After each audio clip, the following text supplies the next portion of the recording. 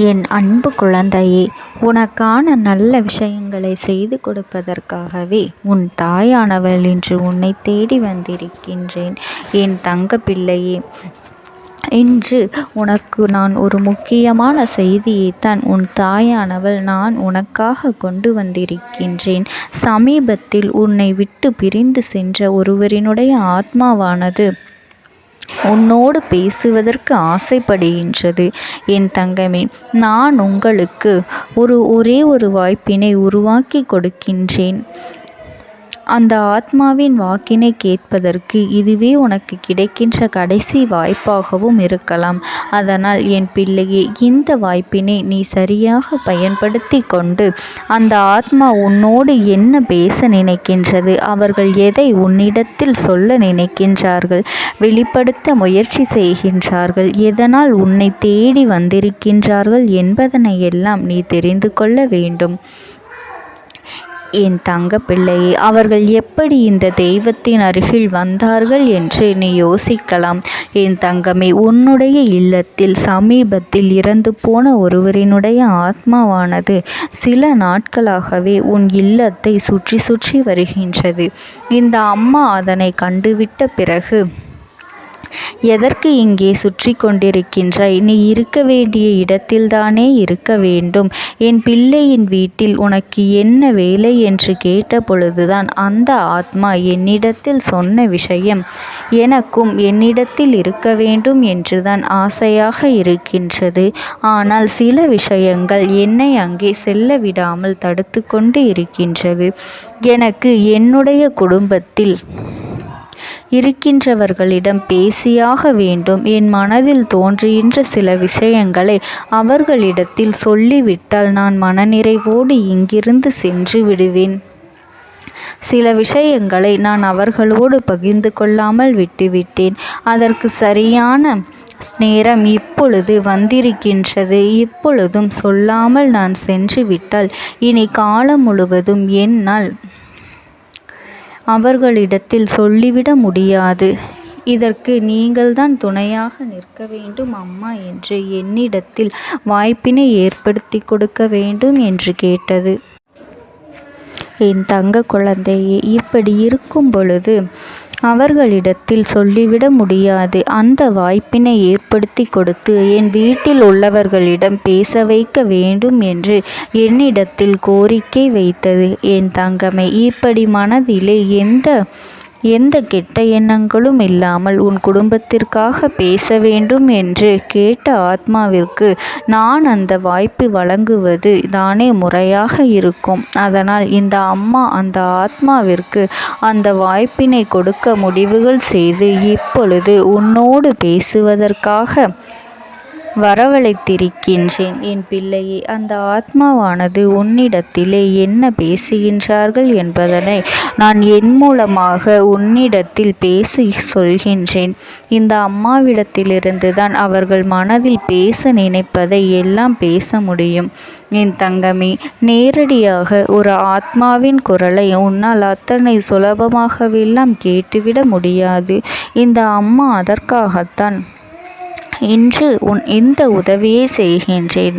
என் குடும்பத்தில் இருக்கின்றவர்களிடம் பேச வந்திருக்கின்றேன். உங்கள் எல்லோரையும் நான் இனி காணவே முடியாது என்பதனை நான் உணர்ந்து கொண்டேன். என் வாழ்க்கையில் நிறைவாக இருந்து என்னால் உங்களுக்கு கஷ்டங்கள் வந்தாலும் உங்களால் எனக்கு எந்த கஷ்டங்களும் இதுநாள் வரையிலும் வந்தது கிடையாது. நான் நினைத்தது போல இந்த வாழ்க்கையை அத்தனை சந்தோஷமாக வாழ்ந்து கொண்டுதான் இருந்தேன். என் குடும்பத்தில் இருக்கின்றவர்களிடம் பேச வந்திருக்கின்றேன். உங்கள் எல்லோரையும் இனி நான் காணவே முடியாது என்பதனை நான் உணர்ந்து கொண்டேன். உங்களோடு இருந்த இந்த காலகட்டம் குறைவாக இருந்தாலும் எனக்கு கிடைத்த சந்தோஷங்களும் மகிழ்ச்சியும் ஏராளமாக இருந்தது. அதனால் எனக்கு எந்த ஒரு கவலையும் இதுவரையில் இருந்ததே கிடையாது. நான் நினைத்தது போல இந்த வாழ்க்கையை நான் சந்தோஷமாகத்தான் வாழ்ந்து கொண்டு இருந்தேன். ஆனால் இவ்வளவு காலம் எனக்கு சீக்கிரமாக என்னுடைய ஆயுள் முடிந்துவிடும் என்று எனக்கு முன்பே தெரியாது. அது தெரிந்திருந்தால் நிச்சயமாக என் மனதில் இருக்கின்ற அத்தனை விஷயங்களையும் நான் உங்களிடத்தில் சொல்லியிருப்பேன். ஆனால் எல்லோரும் நினைப்பது போலத்தானே நானும் நினைத்திருந்தேன். எனக்கும் இந்த உலகத்தை விட்டு செல்ல வேண்டும் என்ற ஆசை கிடையாது. மற்றவர்கள் சொல்வது போல எதற்காக பிறந்தோம், நாம் ஏன் பிறந்தோம் என்று ஒரு நாளும் நான் நினைத்தது கிடையாது. வாழ வேண்டும் என்றுதான் ஆசைப்பட்டேன். என்னுடைய ஆசைகள் எல்லாம் நிராசையாகும்படி இந்த உலகத்தில் விட்டு செல்ல வேண்டிய காலகட்டம் கட்டாயம் வந்துவிட்டது. என்னுடைய கடமை இங்கே சரியாக முடிவதற்கு வந்துவிட்டது. இன்று நான் உங்களோடு பேச வந்ததற்கு முக்கியமான காரணம், சில விஷயங்களை எல்லாம் உங்களோடு சொல்லாமல் விட்டுவிட்டேன். எப்படி நடக்கும் என்று தெரியாமல் நான் சில விஷயங்களை செய்தும் முடித்துவிட்டேன். அதற்காக உங்களிடத்தில் நான் மன்னிப்பு கேட்டுக்கொள்கின்றேன். இதை உங்களிடத்தில் பகிர்ந்து கொள்ள வேண்டும் என்றுதான் இன்று நான் வந்திருக்கின்றேன். உங்களை நான் மனதார வணங்குகின்றேன். இந்த வாய்ப்பினை நான் சரியாக பயன்படுத்தி கொள்ள விரும்புகின்றேன். அதனால்தான் என் மனதில் இருக்கின்ற விஷயங்கள் எல்லாம் நான் சொல்லிவிடுகின்றேன். சிறிது நேரம் அமைதியாக அமர்ந்து என்னுடைய வார்த்தைகளை கேட்டாலே போதும். என்னுடைய அன்பினை புரிந்து கொண்டு அதுவே எனக்கு போதும். நான் நிச்சயமாக இங்கிருந்து நல்லபடியாக சென்று விடுவேன். இன்று உங்களோடு பேச வந்ததற்கு ஒரு முக்கியமான காரணம், நான் சில விஷயங்களை சொல்லாமல் விட்டுவிட்டேன். இப்படி நடக்கும் என்று எனக்கு ஒரு நாளும் தெரியாமல் சில விஷயங்களை செய்துவிட்டேன். அதை உங்களிடத்தில் பகிர்ந்து கொள்ளத்தான் வந்திருக்கின்றேன். என் மனதில் நினைக்கின்ற விஷயம் என்ன தெரியுமா? நான் உங்களை நன்றாக பார்த்து கொள்ள வேண்டும். உங்களின் ஆசைகளை எல்லாம் நிறைவேற்றி கொடுக்க வேண்டும். உங்கள் வாழ்க்கையில் நடத்தி கொடுக்க முடியாமல் போனாலும் இனிமேல் அதையெல்லாம் நடத்தி கொடுக்க வேண்டும் என்று ஆசைப்பட்டு என்னால் ஆன முயற்சிகளை எல்லாமே செய்து கொண்டிருந்தேன். ஆனால் முழுமையான பலன்களை கொடுப்பதற்கு முன்பாகவே இது போன்று நடந்துவிட்டது. அதனால் நான் ஏதேனும் குற்றம் குறைகள் செய்திருந்தாலும், ஏதேனும் உங்களுக்கு மனதிற்குள் கஷ்டத்தை தந்திருந்தாலும் என்னை மன்னித்து விடுங்கள். நான் எப்பொழுதும் உங்கள் மீது உண்மையான அன்பினைத்தான் வைத்து கொண்டிருக்கின்றேன். நான் ஒரு நாளும் மனதில் ஒன்றும் வெளியில் ஒன்றுமாக ஒரு நாளும் நான் நடந்து கொண்டது இல்லை. அதனால் என்னவோ என்னுடைய குணங்கள் சிலருக்கு இங்கே பிடிப்பதே இல்லை. எதுவாக இருந்தாலும் என்னோடு இருக்கின்ற என் குடும்பத்திற்கு தெரியும் அல்லவா நான் யார், என்னுடைய அன்பு எப்படிப்பட்டது என்று. அதனால் என்னுடைய அன்பினை முழுமையாக உணர்ந்து கொள்ள வேண்டும் என்று அதனை இங்கிருந்து ஏற்றுக்கொள்ளவே முடியாத ஒரு விஷயமாகத்தான் இருந்தது. நானும் அங்கும் அங்கும் ஓடி ஓடி மீண்டும் என்னுடைய உயிரை மீட்டெடுத்து விடலாம் என்றுதான் முயற்சி செய்தேன்.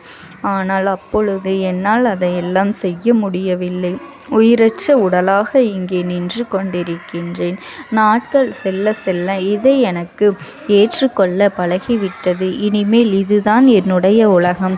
மீண்டும் அங்கே செல்ல முடியாது என்பதனை நான் புரிந்து கொண்டேன். செல்ல முடியாவிட்டாலும் ஆத்மா என்று ஆன பிறகு என்னுடைய உலகத்தில் இருந்தால்தான் எனக்கு சந்தோஷம். மீண்டும் மனித வாழ்க்கைக்குள் என்னால் நுழைந்துவிட முடியாது. எனக்காக இத்தனை காலமும் அன்போடு பழகி எனக்கு எல்லாம் செய்த உங்களுக்கு நான் சொல்கின்ற விஷயம் ஒன்றுதான். நடந்தது எல்லாம் நடந்துவிட்டது. நடந்த விதையை யாராலும் இனி மாற்ற முடியாது. இனி நான் உங்களோடு இருக்க வேண்டும் என்று நினைத்தால் கூட அது நடக்காது. அதனால் இந்த வாழ்க்கையில் நீங்கள் நல்லபடியாக வாழ்ந்து சந்தோஷமாக இருக்க வேண்டும் என்றுதான் அந்த ஆத்மா மனது வேதனைப்பட்டு உன்னோடு பேசுகின்றது. என் தங்க குழந்தையே, யார் உன்னை விட்டு சென்றாலும் இந்த தாயானவளினுடைய அன்பும் ஆசீர்வாதங்களும் உனக்கு என்றென்றைக்குமே முழுமையாக கிடைத்து கொண்டே இருக்கும். அதனால் நீ எதை நினைத்தும் கவலைப்படாதே. உனக்காக எப்பொழுதும் நான் இருந்து கொண்டே இருப்பேன். ஓம் சக்தி. ஓம் ஆதிபரா சக்தி.